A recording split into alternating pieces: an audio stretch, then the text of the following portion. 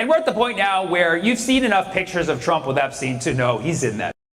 Like, there's enough pictures that aren't AI to be like, yeah, he's in that shit. And you know, we've seen Trump lie before, but like the way he's lying right now is like desperate.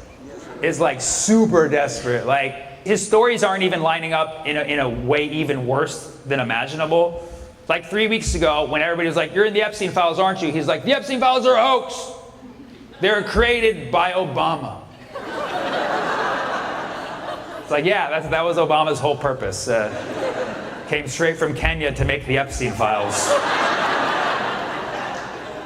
It's like, why would Obama even want to push the Epstein files? Like, all his friends were on there, you know what I mean? Well, at least one of them, hashtag Bill Clinton. It's a very small circle in Washington, or small oval, I should say. But yeah, so that was Trump's whole thing. He's like, it's a hoax, the Democrats made it up, it's a hoax. And then everybody's like, no. And then so a week later, he's like, all right, fine. Some of the Epstein files are real, just not the ones that I'm in. That was his official statement. He literally walked back and said, okay, fine, some parts of the Epstein files are real and some parts are imaginary. Combine them together, that's the Epstein files. Like, no, that's complex numbers. Bro is literally trying to use complex analysis to f up our minds. He's like 3 plus 4I for me, that's me, the I.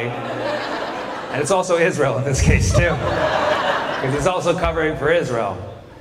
And that's why I just like complex numbers. When you look into this other dimension of what's actually in the Epstein files, it actually explains a lot of shit. Because we know for a fact that Epstein was gathering intel. Like, he had cameras in all of his homes. Like, that's not something just a regular perv does. You know what I mean? Like, and he was a creep, for sure. I'm not saying he was a creep, but he also worked for intelligence. And I'm not going to say who it was, but it was Mossad. It was Israeli intelligence, Mossad. But I can't say it too much. I don't want to get into legal trouble. So let's just say he was a creepy guy who enjoyed Mossages.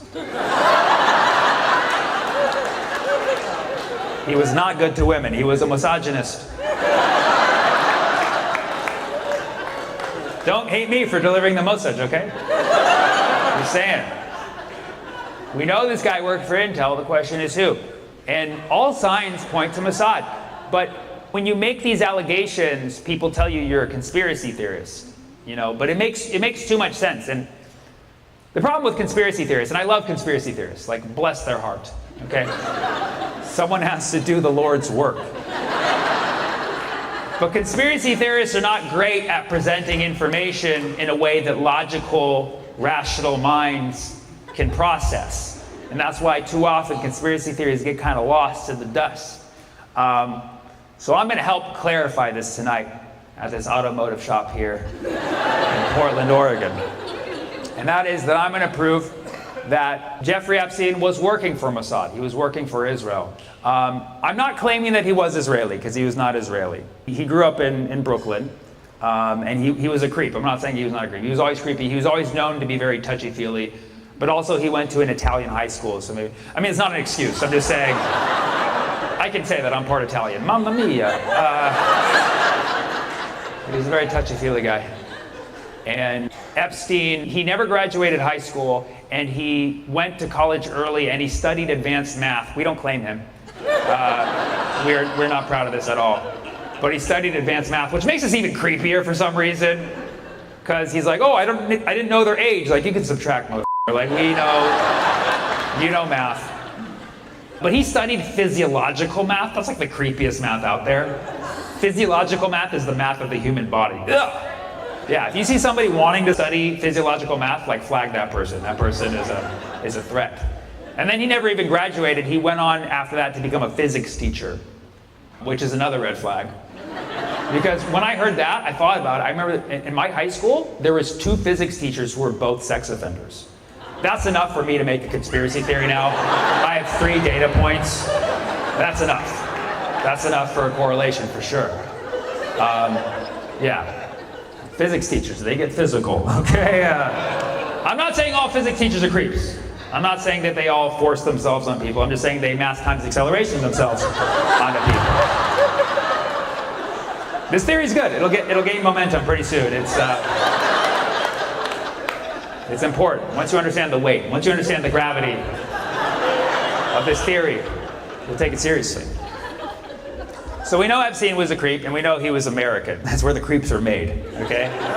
So I'm not claiming he was Israeli, but I am going to claim he was an Israeli asset, meaning he was working for Israel. He was collecting intel for Israel, and I'm going to prove it formally tonight. So, thank you, one person. Because this has not been done by any conspiracy theorist or any stoner out there, okay? I literally had to really put this together in a logical, grounded argument. Here's why we know that Epstein was an Israeli asset. Okay, so Epstein, he got rich all of a sudden after his teaching job, believe it or not. He left being a physics teacher because it doesn't pay, apparently. And he became a consultant, which is not a real job. I'm sorry, guys. Sorry if that offends any consultants in here, but if you have a problem with it, let's talk after the show. You can bill me after. It's a great business model you have. And he became a consultant, and this is when he started to be introduced to very high-profile people. He met people in the Pentagon, and he started working overseas. One person he notably worked with was Adnan Khashoggi. Jamal Khashoggi is the other guy who got killed, who was Adnan's actually nephew. I talked about this in my last special. Look it up, it's funny. It's not funny, it's actually scary. So Epstein worked with this guy named Adnan Khashoggi, who was a figure in Saudi Arabia, and they worked together to finance a military operation, which was called the Iran-Contra affair. This was a really big deal in the 80s. The Iran-Contra affair was where Israel was funneling weapons into Iran to stir up a regime change, which is not relevant to now at all. History does not repeat itself. Nothing to see here. But even back in the 80s, they were trying, still at it. And Epstein was the one who helped finance that affair. And so he had to work directly with Israeli intelligence. So clearly he was introduced to Mossad. He worked with Mossad. He financed an Israeli intelligence operation. And suddenly he got very rich after that. His net worth went up, okay? And after that, he got even richer when he met a man named Leslie Wexner, who was the CEO of Victoria's Secret, which a perv would want to work with.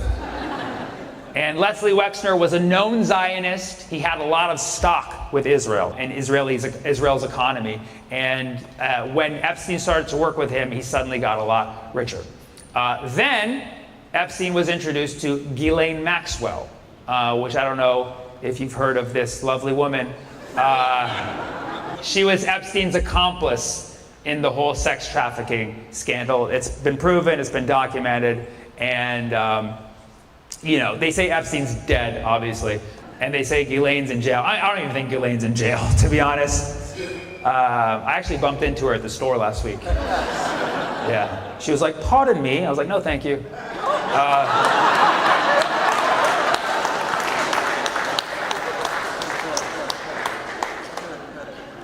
And so right around the time that Epstein is gaining momentum and gaining money from these investments, he meets Ghislaine Maxwell, who is the daughter of Robert Maxwell, who was a known Mossad asset and had also a lot of stock in Israel. In fact, he was buried in Israel.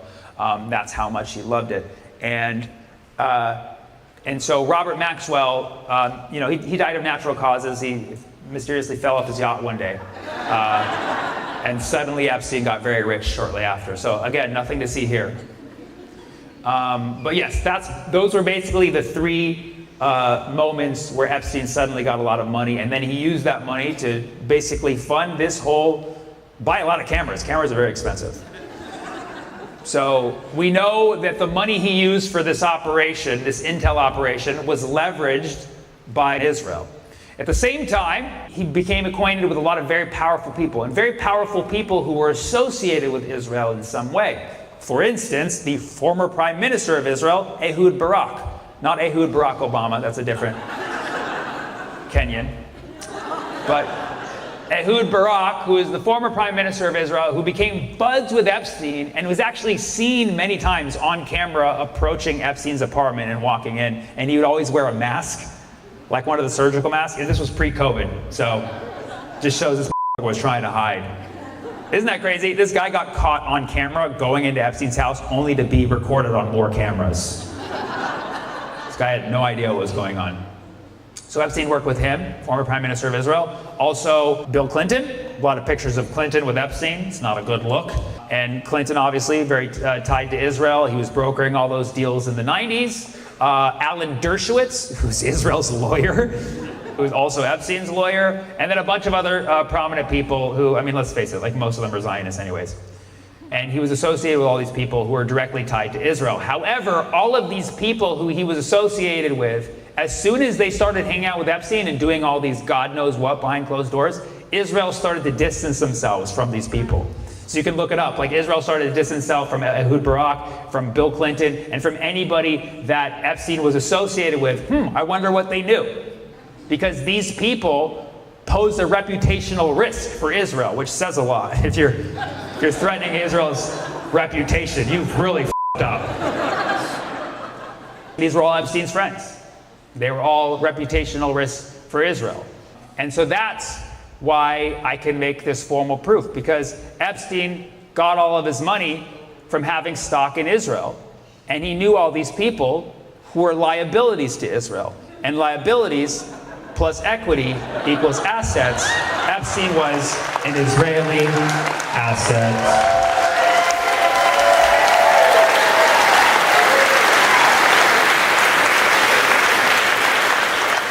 I know. There's a lot of information I'm accounting for. Until next time, be safe and keep finding joy wherever you can. Thank you.